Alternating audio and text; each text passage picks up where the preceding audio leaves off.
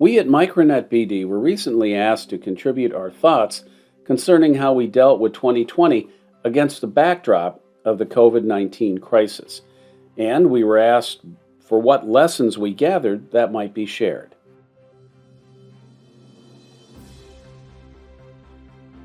That is the question we have been asking ourselves in 2020. What was our most challenging obstacle? As an organization that is focused on assisting others with cloud services, we were to a large extent already set up to work remotely. As we separated during the early stages of the COVID-19 lockdown, we found that we had favorable corporate genes for just this sort of crisis. The crisis for us was largely found in our client base. Many of our clients were just beginning to engage with cloud services and the different perspective that comes with transitioning to the cloud. Many of our projects had to be sped up and ferociously pursued in order to ensure that our clients had the capacity to continue operations outside of the customary convenience of the usual office setting. This was our primary obstacle that we were able to overcome for those we serve.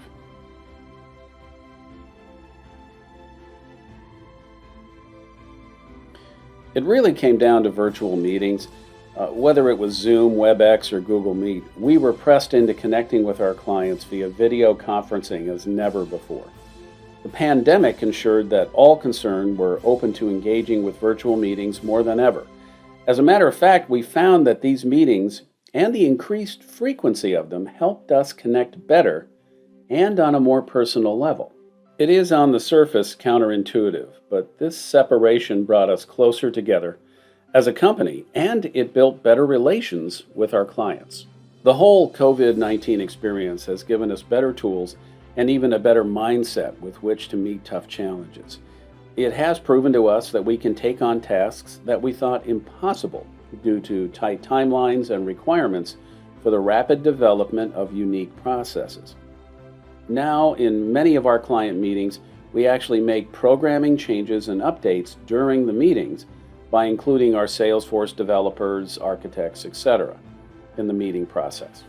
This real-time programming approach allows us to now skip over previously acceptable delays in writing and transmitting change requests to staff that may then take time in effecting such updates.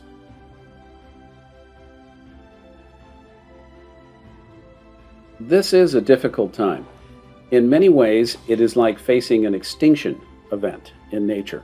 Companies are like organisms. They all have certain common characteristics or quote-unquote corporate genes, if you like. Some organizations have genes that help them flourish in a stable environment, and that is what is ordinarily acceptable. However, there will always be unexpected changes in the business climate and even in the actual environment, as was the case with COVID-19. In such scenarios, present or in the future, C-level executives need to seriously consider what characteristics or corporate genes they have at their disposal that can be switched on in a crisis. When a rock the size of Manhattan hit the Earth 65 million years ago, only creatures roughly under 40 pounds survived. It was also a time that favored the actual genes that allowed for rapid reproduction or endothermic physiology, etc. In light of 2020's lessons, we would advise that C-suites run a variety of scenarios through their mind's eye going forward. What if COVID-19 was a test run for what might come next? For example, consider having the corporate gene for delivery in the restaurant business. Prior to COVID-19, it may have been seen as a less profitable aspect or gene of the business. Yet, that gene saved many food service companies in 2020.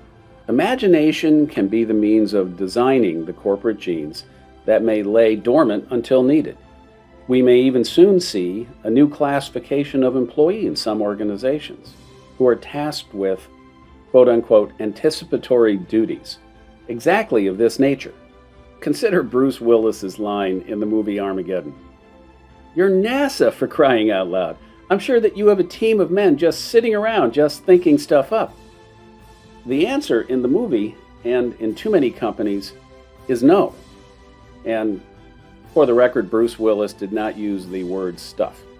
It has been said that chance favors the prepared mind. To that point, we all need to ensure that we are prepared for obstacles that may now seem outlandish. But what is really outlandish after 2020? The C-suites now need to ensure that they look to incorporating a variety of new corporate genes that may be switched on in a crisis. If you do not have contingency plans already mapped out, you will find that panic decisions made during a crisis inevitably have unintended consequences.